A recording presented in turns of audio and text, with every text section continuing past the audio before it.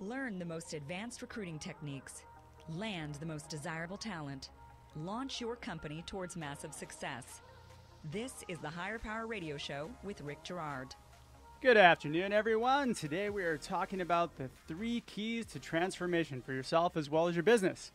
I'm Rick Girard, and welcome to the Higher Power Radio Show. Our mission is to discuss and deconstruct insights from top performing entrepreneurs and industry experts. Every week we uncover tested tactical solutions to solve your company's toughest hiring challenges. Today our guest is Leisa Reid, author, speaker, trainer of Productive Learning. Leisa is a presenter with Productive Learning, a boutique personal growth company founded in 1992, and has trained thousands of people on the power of the mindset. After 20 years of management, sales, and executive leadership, Leisa decided to dedicate her life to assisting others to invest in their personal development. Why? Because she personally experienced the powerful results as a productive client of Productive Learning. She loved the company so much she joined them in the pursuit of living an extraordinary life. Leisa is also an author of the book Manage to Your Success, a guide to cultivating happy and productive employees. Leisa, welcome to the Higher Power Radio Show today. Thank you, Rick, for having me. Absolutely. So we're going to cover something that you are an expert in, and I find really interesting to a lot of our listeners. Self-introspection is a very, very important thing. And so today we're going to cover kind of what your 3 keys to transformation are and how to apply it to your business and even to your recruiting process. So let's talk a little bit about that. Let's start with what are the 3 keys of transformation? What are the 3 keys? Yeah. Well, the first key, and before I even say the 3 keys, it's like if you imagine a stool that has 3 legs, not one of those legs is more important than the other leg, but they're all equally important. If you don't have one leg, then you're gonna fall over. Yeah. And so these 3 keys are what they're the pillars of personal development that we at Productive Learning utilize throughout all of our workshops. So there might be one workshop that focuses completely on 1 key, one that incorporates 2, and one that incorporates all 3. So and then we do that throughout the years. You get to really like play with all 3 keys. So you can't really just take one on 1 key because then you're just going to be falling over, right? Kind of, yeah. And so that's why I explain that ahead of time, because sometimes people think they just I did this one and I should be. My journey's done. I'm over. I know everything I need to know. That should have been over. That's a myth of some personal development. I think sometimes people think like, I dealt with that, so therefore it'll never come back to me again. No, that's not. It doesn't work that way. Yeah, that's the pipe dream, right? Yeah, it's that's continuous learning, right? Continuous learning. So first key is developing an understanding of oneself, and how we approach that at Productive Learning, it's not so much that you need to dwell on your history or drudge up the past necessarily, but you do need to have a certain awareness of yourself, past history, things that have happened. You know how like we have, X amount of memories. Let's say, let's say we're both 26 years old, right? So we're pretending it's a fantasy. It's a fantasy. And we have, 26 years of memories, maybe say 23 years of memories if you remember, depending on how long you remember. Yeah.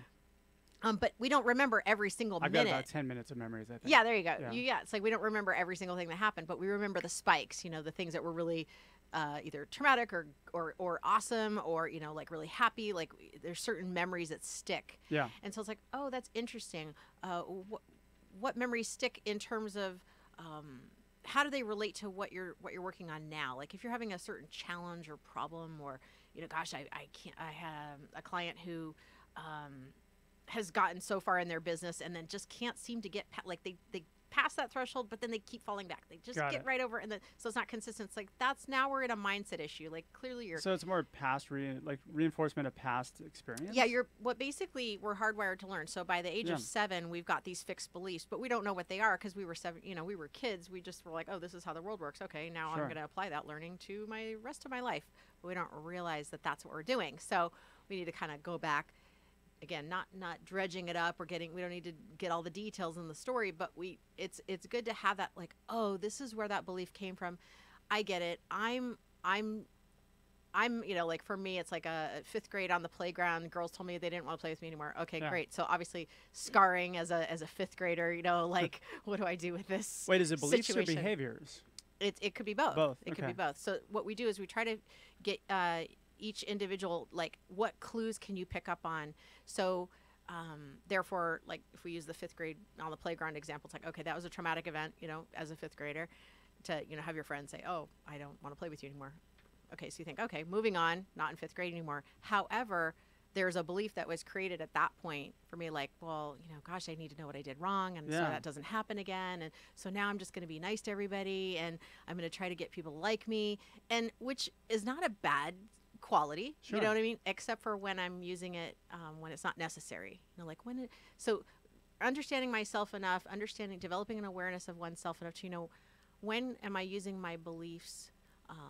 Can I discern? Yeah, can I discern when is this being used for good or evil? Yeah. How is this helping me get into the direction that I need to be getting, or is this actually taking me off my path? So it can really be anything. It could be a traumatic experience, or it could be something that just is a normal everyday thing, right? Yeah, like if your is parents it said normally like trauma though.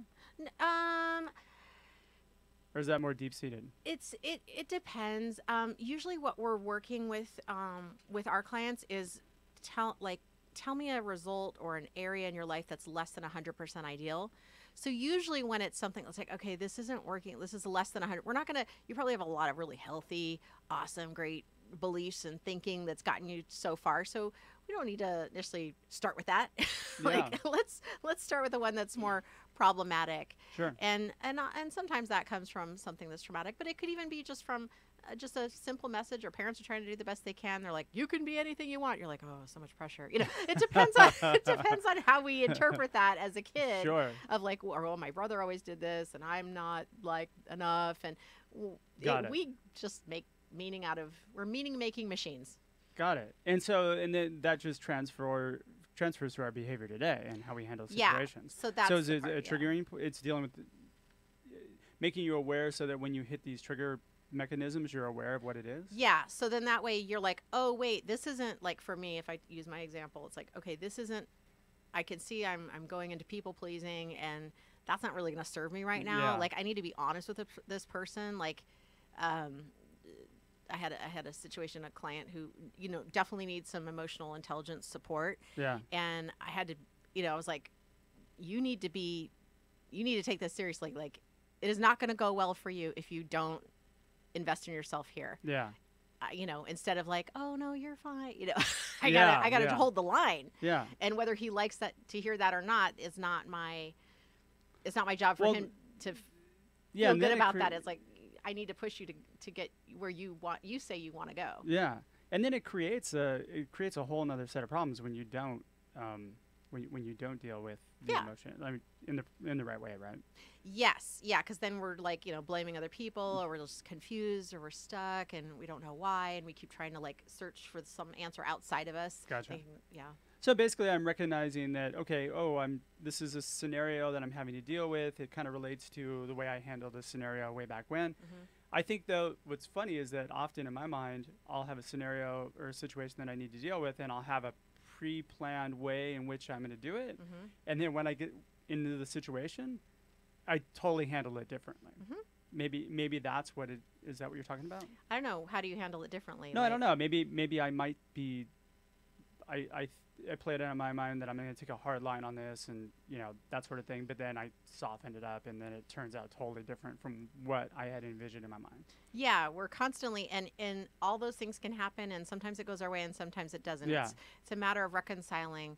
Are my conscious thoughts and my desires in line with my unconscious? Okay. Your unconscious is your 24/7 employee. Speaking of hiring, have you trained your 24/7 employee lately? Do you know what it's doing?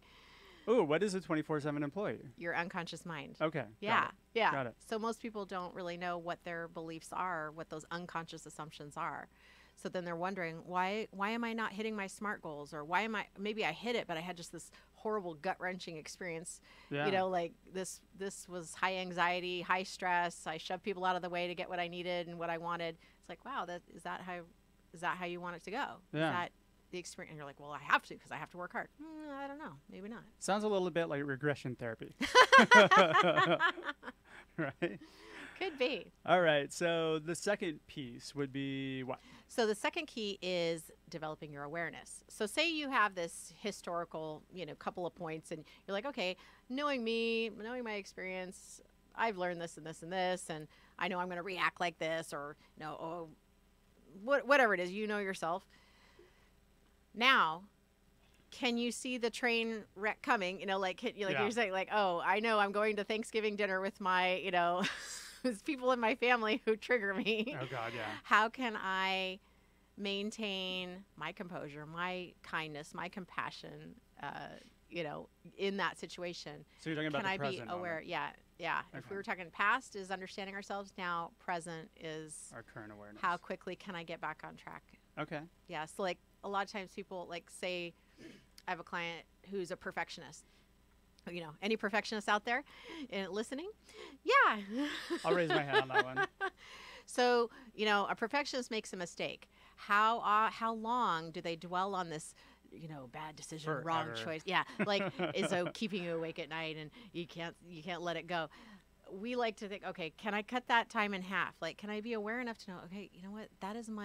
That's connected to my past. That's here. How can I get back on track to have a better experience in my life right now? Yeah. And if I dwell on that for a week, well, what if we could make that 3.5 days? What if we could take 3.5 days and make it, whatever half of 3.5 is? 1 point. Higher math here. Not good at math here. This isn't called a higher math show. It's called Higher Power Show. Touche. But that kind Thank of thing. God it's not higher math, because I'd be in a lot of trouble. And I think that would be a terrible thing. All right. So now what are you teaching as far as the current awareness? What ideally what should I be looking for? Yeah. Or what should I be thinking about? Yeah. And that's really like it's developing a muscle of awareness. What we do is, like, in workshops, we actually stimulate things that could bring up those unconscious assumptions, those beliefs, those behaviors that maybe we put a time frame on something, and it's like, okay, what do you do when you only have a certain amount of time? Yeah. Do you take a moment and stop and connect with your teammates, or do you just go everyone for themselves, and whatever? Do you get upset? Do certain people irritate you? So you really learn about yourself, and each person is totally unique and different. So Yeah. that's where the discovery is pretty cool. It's pretty exciting. But all right, so we're talking with Leisa Reid, the speaker and trainer of productive learning. We just covered kind of the past and present of the 3 keys for transformation, and we're going to come back and we're going to talk a little bit about what I'm guessing is probably the future. The third key. Spoiler alert. I know. So we're going to take a quick break. We'll be right back.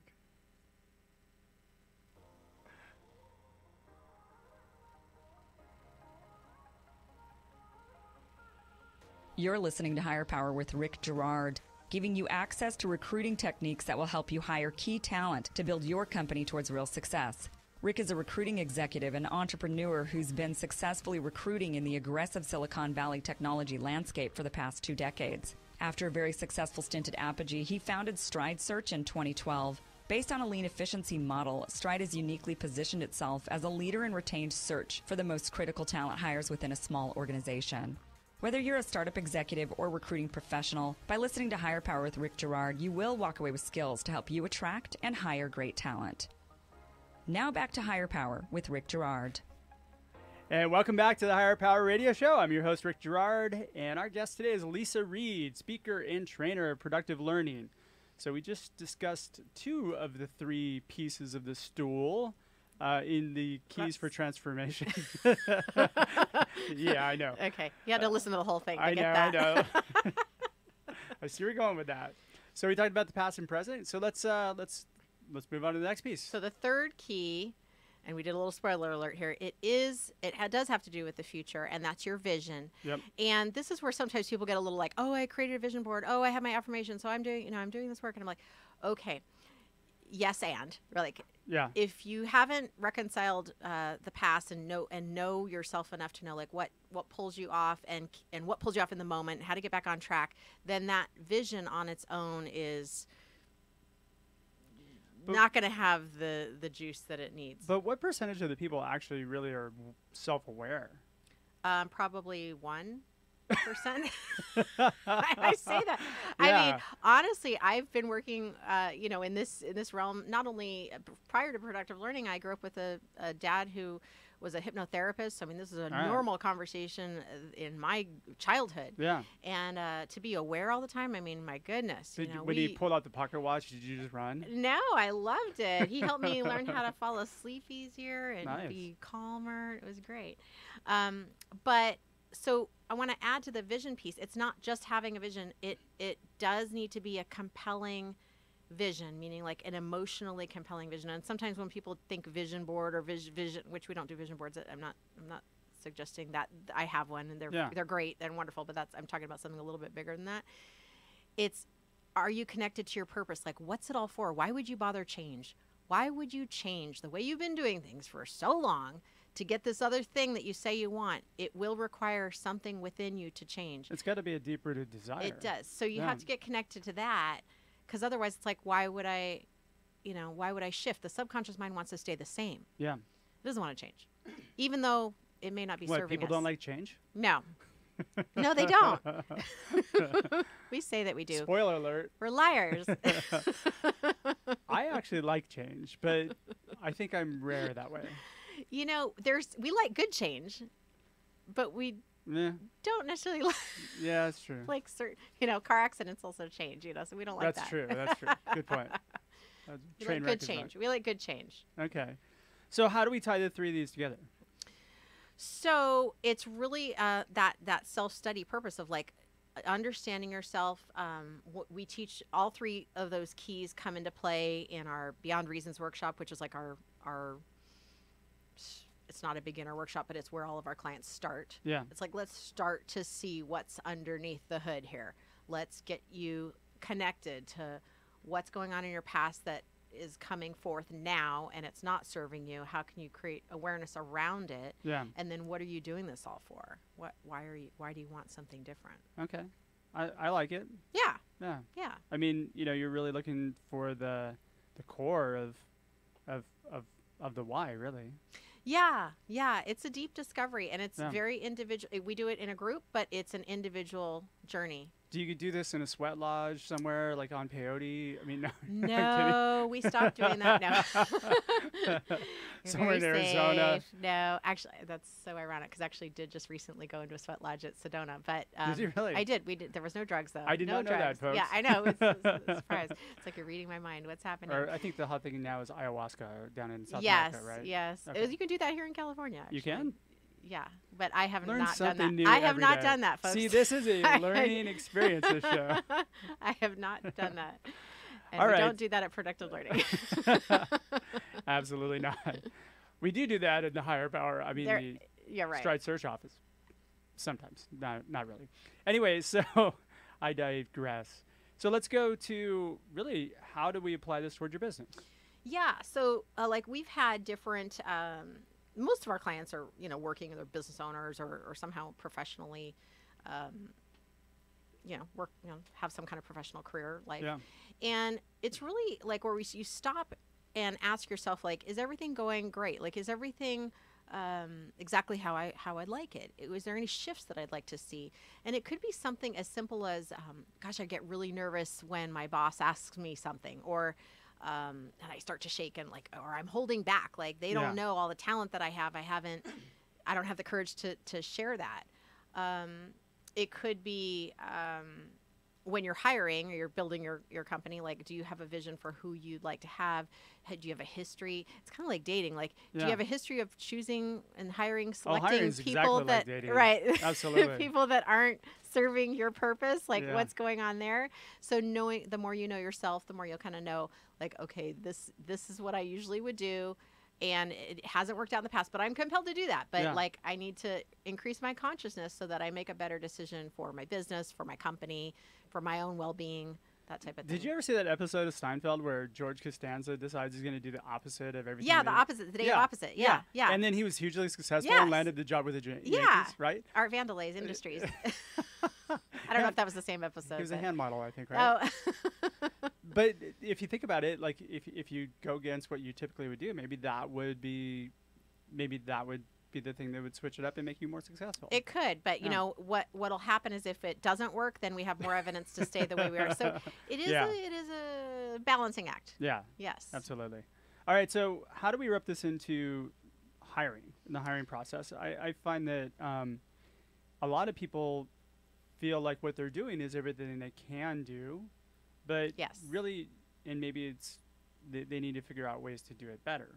Right. You know, I think if I'll speak from the candidate side, right? Sure. Like I'd like to have a job side. Please do. Yeah, and that can be a complete mind you know what. Like you are putting yourself out there. You're really hoping, no, pick me, pick me, pick me. Oh, yeah. And then you get chosen. Oh, I got chosen to be an interview. And then it almost ratchets up the nervousness even more because what if then they don't pick you from that? Then you're like, oh my gosh, they really got to know me and they still didn't love me. And it's even worse if you like really need the job as opposed to. Exactly. The higher the risk, the higher the emotion that goes up. I mean, there's a lot on the line. And then we start to panic, right? Like when we're drowning in the water, they say like, you know, you can even drown the lifeguard. You can literally drown the other person who's trying to help you and save you because you're so panicked, right? And hopefully that's not the case for anyone out there listening right now. But we can all relate to that, you know, experience where you know you need to put food on the table and whatnot. So it's kind of like, okay, understanding, you know, looking at my history, looking at my patterns. How have I behaved in the past? What worked for me? Can I catch myself in the moment?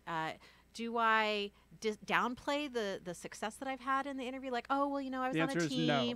Right. Yeah, you're not supposed to, but do we? You yes.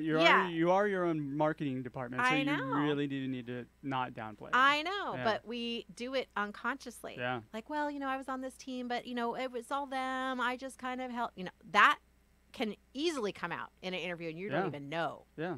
You don't even know. And then you end up not getting the job, and then like, you wonder why. Why did that not happen? Yeah. Yeah. Or not even going for it. I mean, it's also applying for a job is like a sales position. And if you're not a salesperson professional, you're like, why do I have to keep following up? I sent them the information. They should be calling me. I called them once. They never called me back. I'm giving up. You know, no. No, it takes 7 to 10 calls before somebody calls you back. Yeah. Yeah. So, but if you're not in sales. Yeah. You don't know that. Why would you know that? Yeah. Which kind of looping around to recruiting on the company side, a lot of people who are in a hiring position aren't hiring professionals, so they don't really know that as well. They don't know that it's really a sales-related role as opposed to being a, you know, kind of get people in and, you know, you're a special company, so they should just want to work for you type thing. Yeah. And so you really have to do this like what's working, what's not.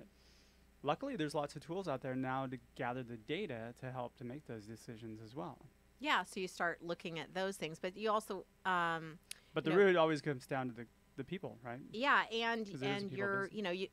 you know how you could line up like 100 recruiters, and you know there's that bell curve or whatever, and if you're seeing there's other recruiters who are actually nailing it more than I am, like, you know, and I'm a pretty smart person, like I should be making this much money, or I should be, you know, having this much success.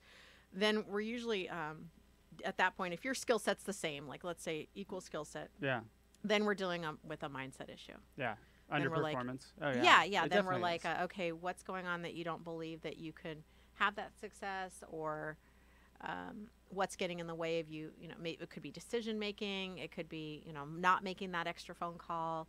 It could be just your experience. You know, again, going back to the experience of it, you're just filled with anxiety. Emotions are contagious, so that could be. Well, especially if you've had a rough day, you know.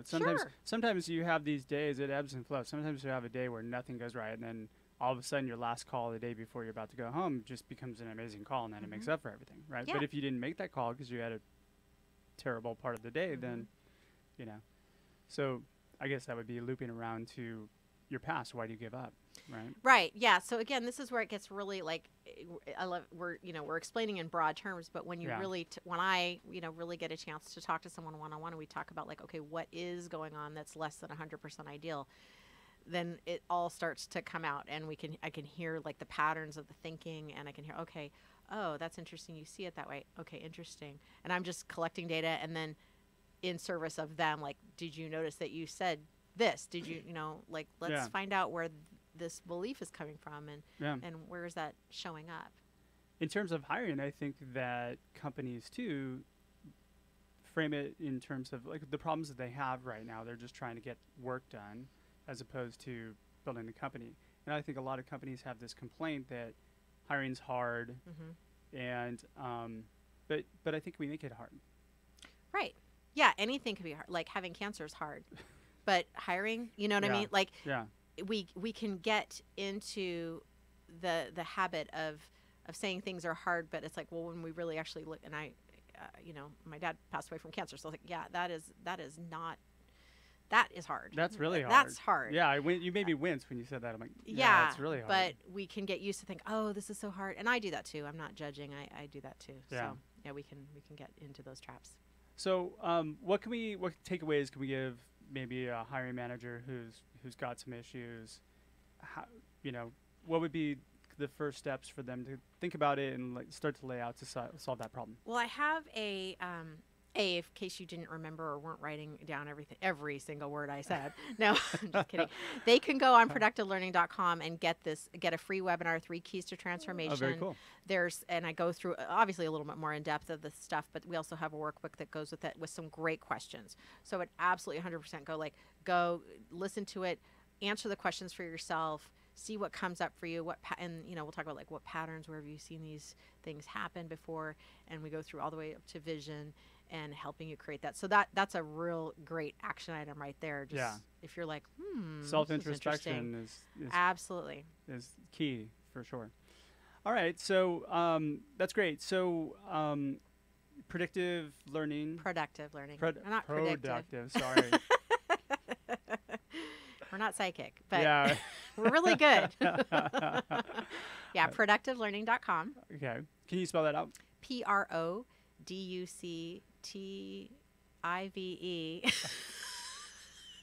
This is a lot harder than I thought it was going to be, this show. I know, but we're also a spelling bee.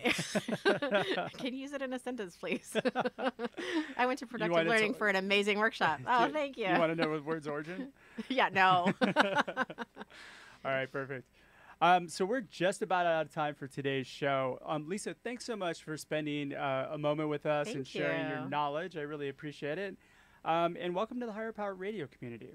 Thank you. Ooh, so bonus. I know, right? You've been inducted. So to find out more about your book and more about your company, how might our listeners reach you? They can go to productivelearning.com. Which we've already told you. We already talked about that. For my book, it's called Manage to Success. And it's available where? Available on Amazon. A guide to cultivating happy and productive employees. So if you are in need of that and you are hiring people, check it out. It's an easy read. And happy and productive employees, by the way, are key in engagement and keeping people satisfied and working at your company. That's right. You if want you're them to not stay. Doing that, then you're throwing money out the window. Boom. Your company's going to fail. Boom. Mic drop. I just said it. So go buy a book and read it. So go buy your book. All right. And then how do they reach you? They can reach me at, I'll spell my name because it's spelled a little different. Yes. Leisa, Leisa, at productivelearning.com. Lots of spelling today. So they can email me there. And any questions, if you'd like to know when our next workshop is, when is your next workshop? It's in June of this year, and I want to say the 23rd, 24th. I don't have a calendar in front of me, but it's a Saturday, Sunday. Just led one this last weekend. It was amazing. How often do you guys do workshops? We do. Well, we offer workshops quite often because we have over like 40 different workshops. Oh, wow. But the Beyond Reasons one's offered about 10 times a year. Okay. Yeah. Kind of every month, but not every month. Well, let's pack them in, guys. That's right. Absolutely. So I want to thank our listening audience for tuning in to this week's episode of Higher Power. A quick thanks to our team, our engineer, Paul Roberts. Woo-hoo. Our producers, Andrea Ballin, Shanti Ryle, and Kim Iverson. Woo-hoo. Yay. Without them, this show would not be possible. To listen to this show and any past episodes, you can check us out on Higher. That's HIRE, Power, POWER, Radio, RADIO.com, or Higher Power Radio on iTunes. You can also follow us on LinkedIn and Facebook, or Spotify at Higher Power Radio. Or you can follow me on Instagram at RickGerard1. So we have another great show lined up for you guys next week. Our guest is going to be Todd Raphael, the editor-in-chief for ERE Media. I'm your host, Rick Girard, and you have been listening to the Higher Power Radio Show. Aloha. Thank you for listening to Higher Power with Rick Girard on OC Talk Radio.